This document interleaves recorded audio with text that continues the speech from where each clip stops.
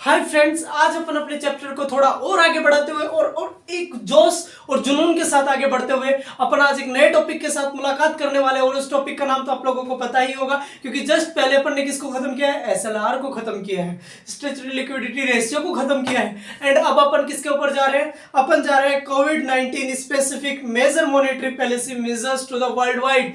पूरे विश्व भर के अंदर कोविड-19 के आने से क्या क्या हुआ, क्या क्या नहीं हुआ, वो सब चीजें आज अपन क्या कर लेंगे, डिस्कस कर लेंगे। तो प्लीज आप लोगों से सिर्फ एक रिक्वेस्ट है, अगर किसी ने पीछे वाले वीडियो नहीं देखे तो पहले वो जरूर देख ले, क्योंकि ये सीरीज आप लोगों को तभी आपके लिए हेल्पफुल होगी, तब आप पीछे वाले वीडियोज कंप्लीट देख लोगे। क्योंकि भाई समझाने की गारंटी मेरी है, ठीक है, समझाने की गारंटी मेरी है। जो बच्चे पढ़ रहे हैं उनसे पूछ भी सकते हो। और अब अपन आगे प्रोसीड करते हैं, ज्यादा बताने समझाने की कोई जरूरत है नहीं, ठीक है। तो आ जाओ, कोविड-19 specific measure monetary policy measures to the worldwide. देखो, कोविड-19 pandemic has caused the crisis for the global economy and market. In response to this crisis, government and the central banks worldwide have enacted some innovative fiscal and monetary stimulus measure to counteract the disruptions in the economy।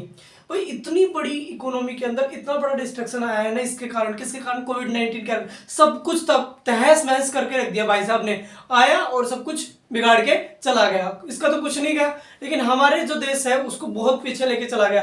क्योंकि economy देखो यूं चल रही थी, यूं एकदम से यूं गिरी, ठीक है। तो आप लोगों को बता दूं कि बहुत ही बुरी हालत कर दी थी किसने, अपने इसने। और आपको कई बार एक क्वेश्चन पूछ लिया जाता है, अभी काफी न्यूज में था कि कोविड-19 के कारण इकोनॉमी के किस प्रकार से अपनी वो कर रही थी, ग्रोथ कर रही थी। तो उसके लिए क्या होते हैं अपने लिए, ग्राफ होते हैं। तो अपनी जो ग्राफ था वो के शेप था। के शेप का मतलब क्या होता है, इसके बारे में अपन बहुत ही डिटेल में डिस्कस करेंगे। अभी मैं थोड़ा सा आइडिया दे देता हूँ कि के शेप के अंदर क्या होता है कि जो गरीब था ना वो गरीब होता चला जाता है, और जो अमीर था वो क्या करता चला जाता है, प्रोग्रेसिव वे में आगे बढ़ता चला जाता है, ठीक है। वो चीज अपन पढ़ लेंगे। तो इसके अंदर ये बताना चाह रहा है कि भाई ये जो क्राइसिस आया है ना बहुत तगड़ा वाला, किसके कारण आया है, कोविड-19 के कारण। इससे संभलने के लिए, इसको ओवरकम करने के लिए, इस प्रॉब्लम को हमने क्या किया है, कोविड-19 के अंदर भी कोई काफी स्टेप्स उठाए हैं, उनके बारे में यहाँ पर क्या करेंगे अपन डिटेल में डिस्कशन करेंगे। किसने किया है, पैसा का मामला तो हुआ है ना। तो आपको पता है कहाँ से ऑक्सीजन सिलेंडर आया है, क्या क्या काम हुआ है इसके अंदर, बहुत सारा काम हुआ है भाई, बहुत सारे पैसे लगे हैं। ऐसे बातों बातों में सब कुछ नहीं हो गया, ठीक है। तो उन सब की बात कहां पर होगी, यहां पर होगी, ठीक है। भाई the reserve bank of India, भाई आरबीआई ने क्या क्या किया है। सर आरबीआई तो सब कुछ करेगा, क्योंकि आरबीआई पापा है सबका, ठीक है। तो उनके बारे में भी डिस्कस कर लेते हैं भाई। तो आरबीआई क्या कहता है, RBI launch targeted long term repo rate operation. इसके बारे में अपन पढ़ चुके हैं। Targeted long term repo operation, TLTRO जिसे बोलते हैं, which allows to the repurchase agreement on the investment grade bonds, commercial papers and another डेब्ट instrument called non convertible debentures. इसने क्या किया कि इसने प्री परचेज एग्रीमेंट किया था किसके साथ, जितने भी इन्वेस्टमेंट ग्रेड एग्रीमेंट है ना, जैसे कोई भाई कागज है, कोई गवर्नमेंट का पेपर है, तो इनको कोई खरीदेगा या कोई बेचेगा, तो इनके ऊपर क्या किया था, इसने एग्रीमेंट किया था कि भाई कोई खरीद लो, जिससे हमें क्या हो जाए, सरकार के पास पैसे आ जाए और सरकार क्या कर दे, अपना काम चला ले, ठीक है। तो ये सब चीजें किसके द्वारा की गई थी, आरबीआई के द्वारा। आरबीआई ने क्या किया था, TLTRO मतलब targeted long term repo operation को क्या किया था, स्टार्ट किया था। तो आपसे कभी भी पूछा जाए कि आरबीआई ने क्या किया, ये क्वेश्चन बनेगा, मेंस के अंदर बनेगा, अपने प्रीलिम्स के अंदर नहीं बनेगा। कोविड-19 से रिलेटेड इश्यूज, ये बहुत कम चांसेस है कि यहाँ से क्वेश्चन बने, लेकिन मेंस के अंदर क्वेश्चन बनेगा। ये क्या बनेगा, क्वेश्चन बनेगा कि आरबीआई ने क्या क्या स्टेप्स उठाए। GS3 का क्वेश्चन है कि आरबीआई ने क्या क्या स्टेप्स उठाए, किससे, कोविड-19 की जो ये महामारी थी इससे ओवरकम करने के लिए। तो वहां पर अपने को ये पॉइंट लिखना पड़ेगा कि उन्होंने क्या किया, TLTRO को क्या किया था, उन्होंने लॉन्च किया था, किसने, आरबीआई ने। Then second thing, RBI increased its liquidity facility for the state government and it raised to the ability to the state government overdraft in April 2020। RBI ने liquidity क्या कर दी, मतलब बहा दिए पैसे, ले जाओ भाई हमसे जितने पैसे चाहिए ना तुम ले जाओ। किसको दिया? स्टेट गवर्नमेंट को। क्यों? क्योंकि स्टेट्स को जरूरत थी, दिल्ली के अंदर ऑक्सीजन की जरूरत थी, तो किसने दिया? सेंटर, आरबीआई ने दिया पैसा कि भाई ले, पैसा ले। क्योंकि कहते हैं ना जब जरूरत पड़ती है ना तो पापा के पास भागते हैं सब, और पापा हमेशा मदद करते हैं। तो आरबीआई कैसे ना करते भाई, पापा बन चुके हैं ये सबके, तो ये क्या कर रहे थे? सबकी हेल्प कर रहे थे। तो सेकंड थिंग क्या बोलेंगे अपन कि जितने भी स्टेट गवर्नमेंट है उनको लिक्विडिटी प्रोवाइड करवाने का काम कौन कर रहे थे? आरबीआई कर रहे थे। समझ आ रहा है ना? तो आएगा क्यों नहीं। तीसरा काम, RBI had also extended special liquidity facility for the national lending institution. जितनी भी इंस्टीट्यूशन थी नेशनल लेवल पे उनके लिए स्पेशल क्या कर रहे थे? उनके लिए लिक्विडिटी, उनको पैसा देने का काम कर रहा था आरबीआई। फिर like NABARD, SIDBI and the national housing bank, ये जितने भी, सिडबी है ना, सिडबी का तो जानते हो लखनऊ के अंदर इसका हुआ है हेडक्वार्टर, ठीक है। तो ये इनको क्या कर रहा था? पैसे कौन दे रहा था? आरबीआई दे रहा था, क्योंकि भाई इनके पास पैसे नहीं होंगे तो जनता के पास पैसे नहीं पहुंचेंगे। कोविड-19 का ऐसा दौर था, आदमी खाने के लिए तरस चुका था, तो उस टाइम पे अपने को क्या करना था? पैसे देने थे। पूरी अपनी जो जनता है, पब्लिक है, उसके अंदर पैसे होने चाहिए थे उस टाइम पे, तो वो कौन का प्रोवाइड करवा रहा था? अपना आरबीआई प्रोवाइड करवा रहा था। तो नो प्रॉब्लम आई थिंक। तो आगे बढ़ते हैं। फोर्थ चीज, RBI allowed all the bank to permit 3-month deferment of the payment for loans on 27 March 2020, which was later extended to the till 31 August 2020 on 17 April 2020. फिर उसके बाद RBI has allowed to monitor from 1 March to 31st May on the classification of the assets and non performing. इसमें क्या कह रहा है कि RBI ने क्या किया कि जो भाई तुम पेमेंट देने वाले थे, मुझे लोन देने वाले थे या कुछ भी देने वाले थे ना, उसको थोड़ी देर के लिए रोक दो, नहीं चाहिए मुझे, मेरे पास पैसे हैं इस टाइम पे, मेरे को पता है कि तुम लोगों के पास प्रॉब्लम हो रही है, इस टाइम पे पैसों की प्रॉब्लम हो रही है, तो थोड़ा बाद में दे देना। तो उन्होंने क्या किया? अपने आप को एक्सटेंड भी कर लिया, ठीक है। तो इसीलिए कहते हैं कि यार जो अपने बड़े बुजुर्ग होते हैं ना वो हमेशा हमारे कब काम आएंगे? हमारी जब विकट परिस्थिति बोलते हैं ना जिसको, उस टाइम पे कौन काम आता है? अपने ही काम आते हैं। तो अपना कौन था सबसे बड़ा? पापा। पापा कौन थे? आरबीआई। तो आरबीआई क्या करते हैं? काम आते हैं, ठीक है। तो यार देखो समझ में आना चाहिए, किसी भी हालात में समझ में आना चाहिए, क्योंकि ये मेंस के लिए काफी इंपॉर्टेंट क्वेश्चन बन जाता है कि कोविड-19 से हमने ओवरकम कैसे किया, ठीक है। तो चारों के चारों पॉइंट आप ऐसे कैसे लिख के आओगे? पहला पॉइंट क्या था? टारगेटेड TLTRO को क्या किया गया? लॉन्च किया गया। सेकंड थिंग, आरबीआई ने क्या किया? लैंडिंग फैसिलिटीज किसको दी? मतलब लिक्विडिटी फैसिलिटीज किसको करवाई? स्टेट गवर्नमेंट को करवाई। जितने भी स्पेशल इंस्टीट्यूशंस थे नेशनल लेवल के, जैसे सिडबी हुआ या फिर हाउसिंग बैंक हुआ, उन सबको क्या करवाया? पैसा प्रोवाइड करवाया। फोर्थ थिंग, जिनसे पैसे लेने वाले थे उनसे थोड़ा सा उनको टाइम दिया कि आप क्या कर सकते हो, टाइम लेके उन सब चीजों को चुका सकते हो। तो ये किसका? ये आरबीआई की महानता को दर्शाता है, ये अपने बड़कपन को दर्शाता है भाई आरबीआई के, ठीक है। तो आप लोगों को शायद कोई प्रॉब्लम नहीं हो रही होगी, ठीक है। तो उसके बाद था भाई बैंक ऑफ इंग्लैंड। इंग्लैंड के बैंक ने क्या काम किया? ये ध्यान रखना, कोविड-19 से बचने के लिए क्या किसने ओवरकम करने के लिए इन सब समस्याओं को कौन कौन से बैंक आगे निकल के आए, ये चीजें आपको लिखनी पड़ेंगी, और लिख के आओगे तो नंबर फुल मिलेंगे। इसलिए थोड़ा सा ध्यान से सुन लो भाई, जिनका क्या पता इस बार भगवान की दया से निकल ही जाए अपना एग्जाम, ठीक है। by the Bank of England as the response of the impact of the COVID-19 on the money market at the UK at the global level, ठीक है। ग्लोबल लेवल पे कोविड-19 के लिए जितने भी मार्केट था, मार्केट के अंदर मनी की सप्लाई करवानी थी, वो किसने करवाई? इंग्लैंड बैंक ने करवानी स्टार्ट की, ठीक है। Activated to the contingent term to the repo facilities, इसने क्या किया? कंटीजेंट टर्म रेपो फैसिलिटी, जिस प्रकार से अपने आरबीआई ने क्या था, long term repo operation start किया था, सेम इसने भी क्या किया? कंटीजेंट, इनका याद रखना, contingent term repo facility CTRF जिसको बोलते हैं, ठीक है, वो स्टार्ट की। और उसके बाद additional 3 month repo operation on the top existing ones, और 3 महीने तक भाई साहब इसने क्या किया? पूरे जी और जान लगन मेहनत से काम किया कि भाई सबको क्या करवाते रहे? पैसा प्रोवाइड करवाते रहे। तो आगे निकल के आया था कौन? अपना by a Bank of the England, ठीक है। CTRF is a liquidity insurance tool that allows to participate to borrow the central bank reserves in all major currencies in exchange to the collateral less liquidity. भाई इसके अंदर क्या था कि आप क्या कर सकते हो, लोन ले सकते हो, किससे, बैंक ऑफ इंग्लैंड से लोन ले सकते हो, ठीक है। तो उसके लिए इसने क्या करवाया था, अपना जो contingent term of the repo facility थी ना, इसलिए इन्होंने ओपन की थी। ये किसी चीज को बोरो करने के लिए क्या था, एक टूल था, कह सकते हैं अपन, एक टूल था कि इसके माध्यम से हम क्या कर सकते हैं, पैसे बोरो कर सकते हैं। या देखो आपने यार, भारत के अंदर इतने पैसे नहीं थे कि ये सब चीजों से ओवरकम कर पाए, तो बहुत सारे बैंकों ने बाहर आके क्या किया है कि मतलब आगे से आके बोला है कि भाई हम आपकी हेल्प करेंगे, क्योंकि ह्यूमैनिटी यार, ये देखो दुनिया में ह्यूमैनिटी, अब बात आ गई ह्यूमैनिटी की, तो क्यों ना करे बात, भाई humanity is the best religion, ठीक है। और अभी आपको बता दो यार क्या क्या हो रहा है, रसिया आपने सुना ही होगा, बुचा का क्या इस टाइम पे क्या हाल हो रहा है, वो चीजें, यूक्रेन रसिया, ह्यूमैनिटी कहीं ना कहीं गायब हो रही है उसके अंदर, ठीक है। तो चलो उनको थोड़ा साइड करते हैं, क्योंकि अपन ये नहीं पढ़ेंगे तो हमारा ये रह जाएगा, उसको पढ़ेंगे तो उसको, उसके लिए भी अगर आप चाहते हो तो नई वीडियो आ जाएगी, ठीक है। बता दिया करो बस, तुम्हारी फरमाइश आखिरी फरमाइश होगी। फिर उसके बाद कौन आया भाई, यूरोपियन सेंट्रल बैंक, जितने भी यूरोपियन सेंट्रल बैंक थे वो भी क्या है, आगे निकल के आए, और उन्होंने भी हेल्प की, किसके अंदर, कोविड-19 के, जो कोविड-19 से जो भी प्रॉब्लम्स आ रही थी उनको ओवरकम करने के लिए किन्होंने अपनी हेल्प की है, भाई यूरोपियन बैंक ने भी की है भाई।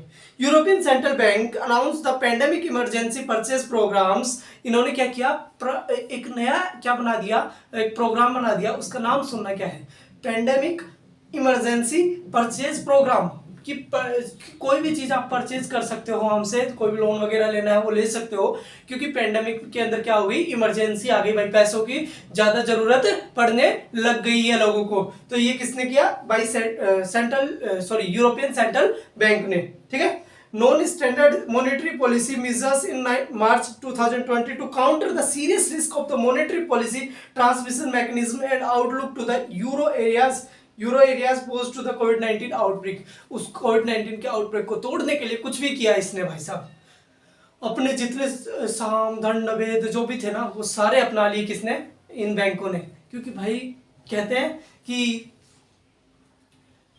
हमेशा एक अच्छे इंसान का पता तब चलता है जब दूसरा इंसान किसके अंदर हो, परिस्थिति के अंदर। अगर आपको किसी को जांचना हो ना, किसी को ऑब्जर्व करना हो कि ये मेरे लिए अच्छा है या नहीं, तो आप जब आपको सबसे बुरी परिस्थिति में आप जब फंसे हो, तो आप उसका एक बार मतलब टोक के जरूर देखना, बोलना जरूर, ठीक है, क्योंकि आपको उसकी हकीकत पता चल जाएगी कि रियली में वो यार है या नहीं, ठीक है। बाकी आने वाला नहीं है, उम्मीद मत रखना, ठीक है, उम्मीद किसी से मत रखना बस। फिर उसके बाद क्या है, द जो पेंडेमिक इमरजेंसी परचेजिंग और जो प्रोग्राम है, is a temporary asset purchase programme, temporary रूप से अपन क्या कर सकते हैं, असेट खरीद सकते हैं, एंड ऑफ ए प्राइवेट और public sector securities which aimed to borrow the borrowing cost and increase lending to the euro area. भाई ये मेन चीज क्या थी, उसका मतलब ये था कि मार्केट के अंदर क्या है, ज्यादा से ज्यादा क्या किया जाए, मार्केट के अंदर लिक्विडिटी उतारी जाए, मार्केट के अंदर जितना ज्यादा हो सके लिक्विडिटी उतारी जाए मार्केट के अंदर। ये कौन चाहता था, अपना यूरोपियन बैंक चाहते थे, कि क्यों, क्योंकि वो चाहते थे कि लोगों के पास पैसा आए, लोग इस कोविड-19 की जो प्रॉब्लम है इससे ओवरकम कर जाए, ठीक है। तो उसके लिए भी ये चाहते थे, तो याद रखते जाना बस, ज्यादा वो नहीं है, बैंकों का नाम तो याद रखना कम से कम। फिर उसके बाद अपन क्या है, on to 12 March 2020 lowered the interest rate on keys to lending requirement for the targeted long term refinancing operations। फिर TLRTO जो थर्ड था वो स्टार्ट हो गया, जो भी है ये आप पढ़ लेना, थोड़ा सा बकवास सा पोर्शन है, मतलब बकवास तो नहीं कह सकते पर थ्योरेटिकल पोर्शन है, इसमें कुछ समझाने वाली बात नहीं है, ठीक है। समझाने वाले कंसेप्ट है, अपन खड़े हैं, अपन करवाएंगे सब कुछ, ठीक है। तो अब अगर आप थोड़ा सा आगे चलते हैं, कॉन्सिलेटेड सिंकिंग फंड, अब ये कौन सी नई बीमारी है भाई, कॉन्सिलेटेड सिंकिंग फंड, तो इसके बारे में पढ़ते हैं। State government maintain a CSF with the RBI as a buffer for repayment of their liabilities, कि क्या करती है कि जितनी स्टेट गवर्नमेंट होती है वो कुछ ना कुछ अपना क्या बोलते हैं उसको, कॉन्टीजेंसी जो फंड होता है वो क्या करती है, मेंटेन करके रखती है, किसके साथ, RBI के साथ। और अब जरूरत है उसको, उसकी क्या है जरूरत, और जरूरत के टाइम पे अपना जो छुपाया हुआ पैसा ना वो बहुत जल्दी काम में आता है, ठीक है। तो वो पैसा मांग लेती है कौन, स्टेट गवर्नमेंट, बहुत चालाक, वैसे मांगना भी चाहिए यार, चालाक का क्या है, इस काम पे ही काम आएंगे। Initially setup into the 1999 to 2000 by the RBI, the fund get contribution from the state government in the range of the 1 to 3% of their outstanding market loan each year। जितनी मार्केट एक साल के अंदर करती है ना, प्रत्येक साल के अंदर उसका 1 to 3% क्या कर देती है, आरबीआई को जमा करवा देती है, ताकि वो उसके पास मेंटेन पड़ा रहे, प्रॉब्लम की सिचुएशन के अंदर क्या आ जाए, काम में आ जाए। समझ रहे हो ना, है ना, आना भी चाहिए, ठीक है। और the fund is administrated by the central account sections of the RBI Nagpur. RBI में जो नागपुर में जो शाखा है आरबीआई की, वो क्या किया जाता है, उसके द्वारा ये एडमिनिस्टर किया जाता है इसको, ठीक है, एडमिनिस्टर किया जाता है किसको, ये जो भी अपना ये कॉन्सिलेटेड सिंकिंग फंड है ना, इसको, ठीक है, किसके द्वारा, नागपुर के द्वारा। याद रखना इसको, क्योंकि ये पूछ लिया जाएगा, फिर मुंह देखोगे इधर उधर तो वो नहीं करना अपने को, ठीक है। तो कॉन्सिलेटेड फंड, सिंकिंग फंड क्या है, ये चीज समझ में आई, कुछ नहीं है। स्टेट गवर्नमेंट क्या करती है, 1 to 3% अपने जो भी मार्केट के अंदर इन्होंने इकट्ठा किया है ना, वो 1 to 3% क्या करती है, जो अपना आरबीआई है उसको जमा करवा देती है, और जब प्रॉब्लम आती है तो वो निकलवा लेती है, बस इतना सही तो है, नॉर्मल चीजें हैं। तो 12th फाइनेंस कमीशन, ये याद रखना भाई, 12th फाइनेंस कमीशन कब था, 2005 to 2010, याद रखना। और अब आप बताओगे कि अब कौन सा फाइनेंस कमीशन चल रहा है, ठीक है, कुछ तो मेरा भी हक होना चाहिए तुमसे पूछने का, हमेशा मैं बताता रहता हूँ। 12th finance commission 2005 to 2010 recommend all the states should have to the sinking fund, कि सभी स्टेट्स के पास क्या होना चाहिए, सिंकिंग फंड होना चाहिए। जरूरी कर दिया भाई, जरूरी तो नहीं, मस्ट नहीं लगाया ना, शुड लगाया है। तो मैं इंग्लिश भी सिखाता जा रहा हूँ मैं, सब वो बोलता है कि जरूरी है भाई, ये कर लेना, फायदे में रहोगे, कायदे में रहोगे तो फायदे में रहोगे, वरना फिर हमें करवाना आता है। ऐसा कौन कह रहा था, आरबीआई। आरबीआई क्यों कह रहा था इतना, क्योंकि पापा है भाई, पापा, वो कायदे में नहीं रहेंगे तो फायदे में ले लेंगे, फिर पापा ऐसे होते हैं। The fund should be maintain to the outside the consolidated fund of the state at the public account, ठीक है, वो ये पब्लिक अकाउंट से आउटसाइड होना चाहिए जो भी ये फंड है। In the light of the covid pandemic and the consequent stress of the state government finances, the RBI decided to relax the governing withdrawal from the CSF। ये जो stress हो जाता है ना भाई चीजों का, कि भाई कैसे सोल्व करेंगे इस चीज को, कैसे इससे ओवरकम करेंगे, तो आरबीआई कहता है टेंशन ना लो, हम बैठे हैं ना, हम करेंगे ना आपकी प्रॉब्लम का सॉल्यूशन, ठीक है, उसके लिए किया जाता है। States have been allowed to borrow more than from the CSF, resulting the release to the additional 13,300 crore to them।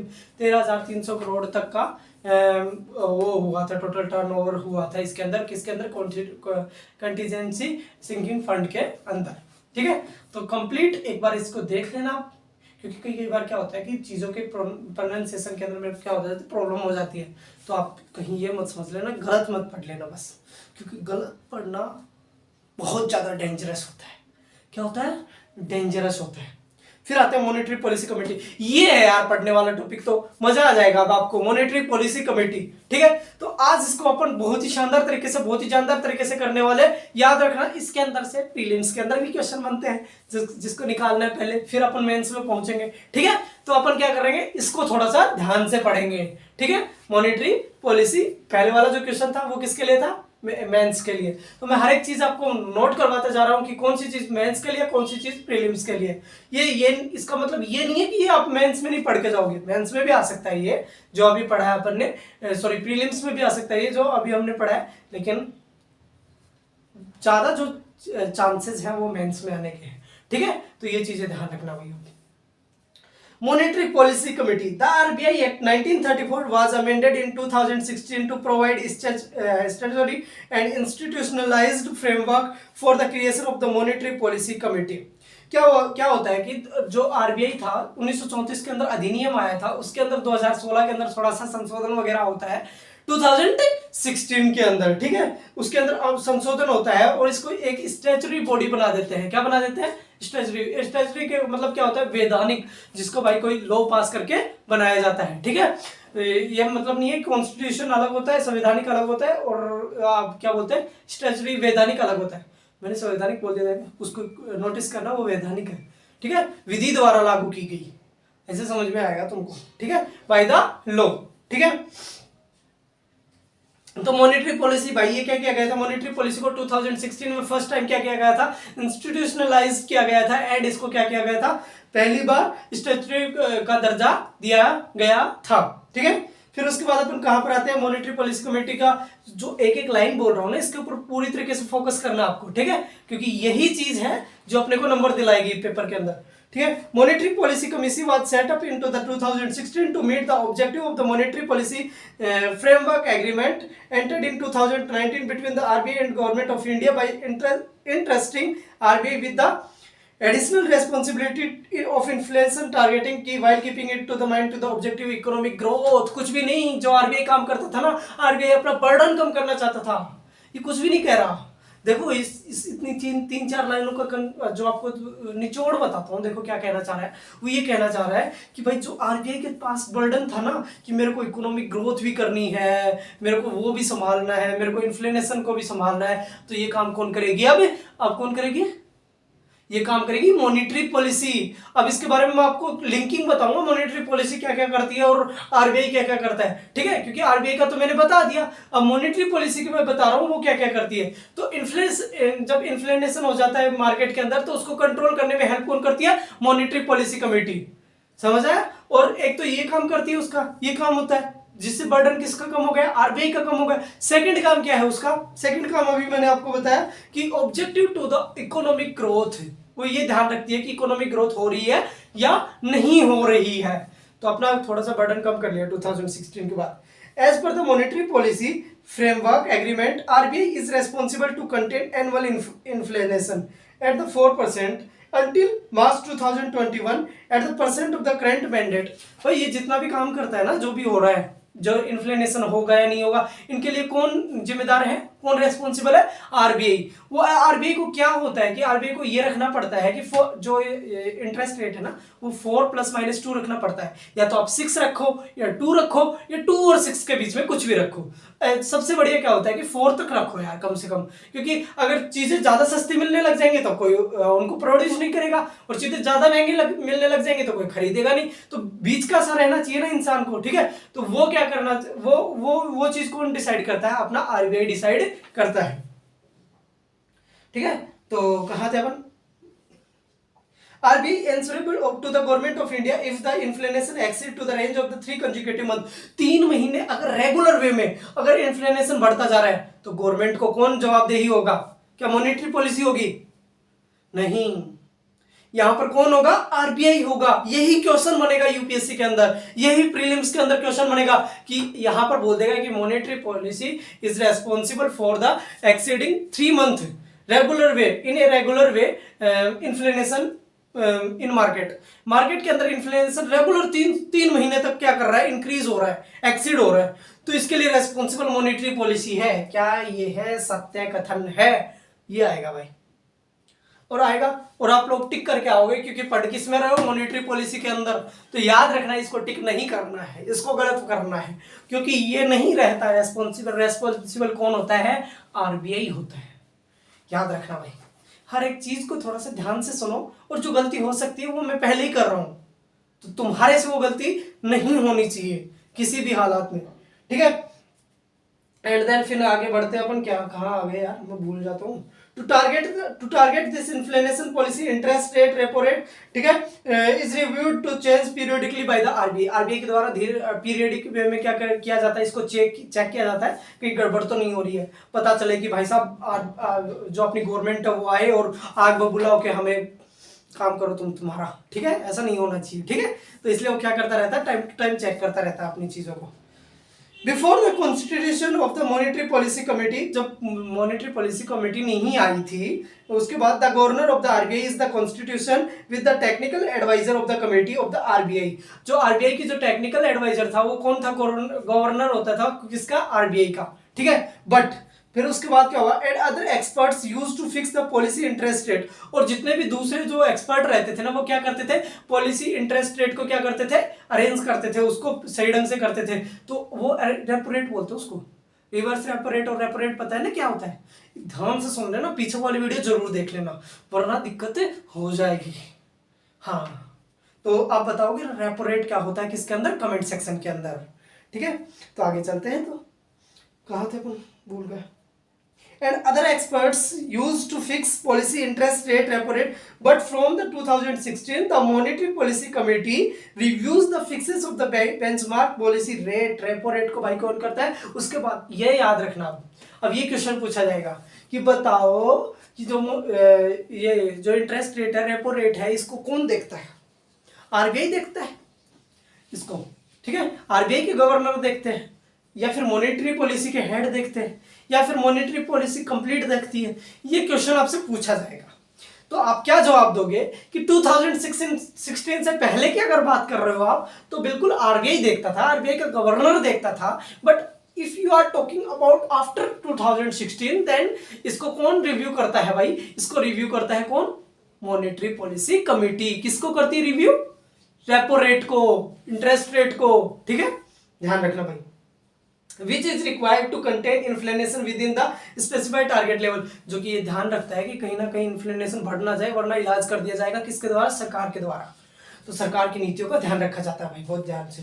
Composition of MPC, monetary policy का कंपोजिशन किस किस से हुआ, ये बहुत इंपॉर्टेंट पॉइंट है। कंप्लीट वीडियो को इसीलिए देखना है भाई तुम्हें, क्योंकि लास्ट में जो पढ़ाया जाता है ना वो इंपॉर्टेंट होता है, और अगर आप कंप्लीट वीडियो नहीं देखोगे ना तो हो गया तुम्हारा फिर। As per the provision of the amendment RBI Act, out of the total 6 members in the MPC, MPC के अंदर कितने मेंबर होते हैं, 6 मेंबर होते हैं। याद रखना इसको, मेंबर कितने होते हैं, 6 होते हैं। ये क्वेश्चन आया हुआ है कि MPC के अंदर 12 मेंबर होते हैं। लो भाई इलाज कर दिया। 6 मेंबर किसके अंदर होते हैं, याद रखना किसके अंदर होते हैं 6 मेंबर, MPC के अंदर। ये क्वेश्चन आया हुआ है जो कि गलत ऑप्शन था उसका। 3 member are from the RBI, 3 member RBI से होते हैं, और remaining 3 member nominated by the government of India. तो जो 3 मेंबर और हैं वो किसके द्वारा नॉमिनेटेड किए जाते हैं, गवर्नमेंट ऑफ इंडिया के अंदर। एक कमेटी बैठती है, एमपीसी कोई अलग चीज नहीं है, एक कमेटी बैठती है, उसके अंदर 3 मेंबर तो आरबीआई के होते हैं, 3 मेंबर गवर्नमेंट ऑफ इंडिया क्या करती है, अपॉइंट करती है कि तुम जाओ और देख के आओ आरबीआई वाले कुछ लफड़ा वफड़ा नहीं कर रहे हैं। ऐसा नहीं है, बस भेजती है गवर्नमेंट, क्योंकि भाई बर्डन कम करना है ना आरबीआई से भी, तो ऐसे गलत मत सोचा करो, ठीक है। तो 3 member are from the RBI, governor, 1 deputy governor. एक तो होता है गवर्नर, एक डेप्यूटी गवर्नर होता है, who is in charge of the monetary policy. याद रखना यही पूछा जाएगा कि इंचार्ज कौन होता है, तो इंचार्ज कौन होता है, डेप्यूटी गवर्नर होता है। And 1 official nominated by the RBI, RBI के द्वारा कोई भी नॉमिनेट कर देता है, किसी भी इंसान को उठा के भेज देता है भाई तू जा। पता ना आरबीआई में कितने मेंबर होते हैं, ये चीज नीचे मेंशन कर दो कमेंट के अंदर, क्योंकि बहुत ज्यादा जरूरी है भाई साहब। अगर मेंशन नहीं करोगे तो लतिया दिया जाओगे, वो बोलते हैं ना, काफी टीचर्स बोलते हैं, इसको भी यूज करते हैं, इसलिए मैं भी करूँ। Remaining 3 member are nominated by the government of India. These 3 external members hold office for 4 year, ये 4 साल के लिए अपॉइंटेड होते हैं। याद रखना इनका टाइम पीरियड पूछा जाता है, 4 साल के लिए अपॉइंटेड होते हैं। कितने साल के लिए, 4 साल के लिए। कौन, जो भी 3 नॉमिनेटेड मेंबर्स होते हैं जो कि गवर्नमेंट ऑफ इंडिया के द्वारा नॉमिनेट किए जाते हैं, वो 4 साल के लिए नॉमिनेटेड होते हैं, ठीक है। फिर उसके बाद क्या है, are not eligible for the reappointment, और रीअपॉइंटमेंट नहीं हो सकता इनका। एक बार रीअपॉइंट हो गए इट मींस हो गए भाई साहब, आप वापस रीअपॉइंटमेंट नहीं होगा आपका। 4 साल आपने काम कर लिया निकलो अब, ठीक है। फिर उसके बाद क्या है, Parliamentary MPs, MLA, MLCs or the public servant cannot be appointed as the member of the MPC by the government of India. ना तो कोई एमएलए को रिप्रेजेंट कर सकता है, ना कोई एमपी को रिप्रेजेंट कर सकते हैं इसके अंदर, क्योंकि भाई इनको इतना नॉलेज, एमपी और एमएलए को इतना नॉलेज नहीं होता। आपको थोड़ी सी गुप्त बात बता रहा हूँ, किसी को बताना मत, क्योंकि कुछ चीज़ें अपने साथ अपने बीच ही होनी चाहिए। तो वही बात क्या है कि एमपी और एमएलए को इतना नॉलेज नहीं होता, कुछ एक को छोड़कर, कुछ एक भाई काफ़ी अच्छे हैं, उनको पता भी होता है, ठीक है। तो कभी सबके सामने मत कहने लग जाना, ठीक है। एमपी और एमएलए और जो एमएलसीज होते हैं उनको छोड़ के, और पब्लिक सर्वेंट मतलब आप यूपीएससी क्लियर कर लोगे तो आपको मॉनेटरी पॉलिसी का हिस्सा नहीं बनाया जाएगा, बिल्कुल नहीं बनाया जाएगा। कहीं सोच रहे हो आप हम भी जाके गफला वफला कर दे, भाई ये सोच रखोगे ना तो तुम्हारा यूपीएससी नहीं क्लियर होगा, ठीक है। क्योंकि देखो इसके पीछे रीजन है काफ़ी अच्छा, मैं जो बात बोल रहा हूँ इसके पीछे बहुत बड़ा रीजन है। ये जब अपन एथिक्स पढ़ेंगे तब बताएंगे, आपको जरूर बताएंगे इसके बारे में, ठीक है। Can not be appointed as the member of the MPC of the by the government of India. RBI governor is the ex officio chairman of the MPC. तो एक्स ऑफिशियो चेयरमैन कौन होता है इसका?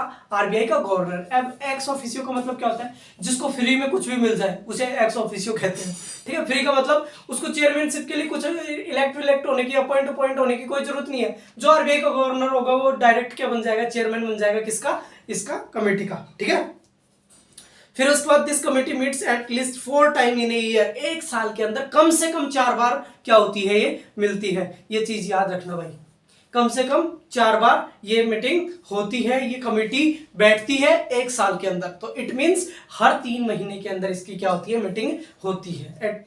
याद रखना भाई, ये कम से कम है, ज्यादा हो सकता है। ठीक है, monetary policy report and financial stability report के बारे में देखते हैं कि कौन कौन सी रिपोर्ट जारी करता है। ये क्वेश्चन भी पूछा गया है यूपीएससी के द्वारा। The reserve bank of India publishes monetary policy report after every 6 month to explain the sources और फोरकास्ट टू द इन्फ्लेशन और to coming to the 6 to 18 month. 6 से 18 महीनों के अंदर कितना इन्फ्लेशन होगा, कितना नहीं होगा, इन सब की पहले जानकारी कौन निकाल देता है? भविष्यवाणी कर देता है। कौन कर देता है? Monetary policy committee. इसलिए हर 6 महीने के अंदर क्या आ जाता है? इसकी रिपोर्ट आ जाती है। तो रिपोर्ट किसकी आ जाती है? मॉनेटरी पॉलिसी कमेटी की हर 6 महीने में रिपोर्ट आ जाती है। ठीक है, ये चीज याद रखना कि कितने महीने में रिपोर्ट आनी जरूरी है? हर 6 महीने में। ये चीज एक एक चीज ये कल के वीडियो में मैं फिर इनसे आपसे वापस क्वेश्चन पूछूंगा, तो इसलिए थोड़ा सा ध्यान से पढ़ना भाई इनको, वरना दिमाग खराब हो जाएगा फिर मेरा भी और आपका भी। क्योंकि क्या मतलब है फिर पढ़ने का? The RBI also publishes to the financial stability report biannually, मतलब साल के अंदर 2 बार होती है, which reflect to the assessment to the subcommittees of the financial stability and the development councils on the risk to the financial stabilities. Before the examination, aspirants may be benefited to the reading to the most MPR and FSR. इनको बहुत फायदा होता है भाई। Exam जो भी ये UPSC का एग्जाम दे रहे हैं ना, तो अगर ये पहले पढ़ के जाते हैं इन चीज़ों को तो बहुत फायदा होता है, क्योंकि वहाँ से क्वेश्चन भर के पूछे जाते हैं, उठा के पूछे जाते हैं। तो जब भी बजट आए या फिर इकोनॉमिक सर्वे आए तो वहाँ से मतलब उसको मत छोड़ना, किसी भी हालत में मत छोड़ना, वरना इलाज हो जाएगा आपका। क्योंकि ज़्यादातर क्वेश्चन बजट और यहाँ से ही आएंगे, इकोनॉमिक सर्वे से आएंगे। तो चीज़ें को उनको बिल्कुल मत छोड़ना। ठीक है, तो बाकी अपन कल पढ़ते हैं। बहुत सारा पढ़ लिया, दिमाग के ऊपर इतना जोर डालोगे तो फिर ब्लास्ट हो जाएगा, कहीं पता चले कि ब्लास्ट हो गया। तो कल मिलते हैं। Thank you so much.